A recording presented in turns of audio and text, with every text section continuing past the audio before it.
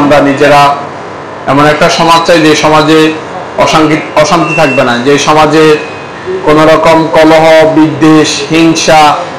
কারণ আমরা মনে করি যে আমরা মুসলমান ভাই ভাই, ফলে সকল মুসলমান একসাথে একতাবদ্ধ হয়ে সমাজে বসবাস করবে এবং একটা শান্তির সমাজ, একটা সুষ্ঠু সুন্দর সমাজ প্রতিষ্ঠা করবে। এই প্রত্যাশা রেখে আজকে ইফতার মাহফিলের সাফল্য কামনা করে আমার বক্তব্য শেষ করলাম। সবাই ভালো থাকবেন। আসসালামু আলাইকুম।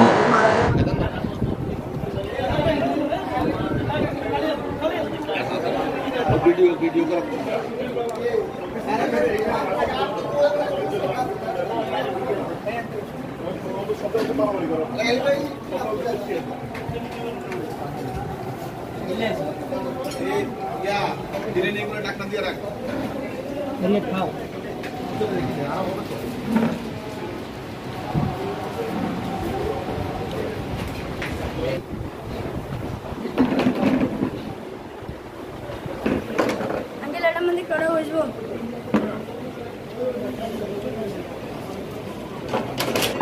খানা দুইটা দিলে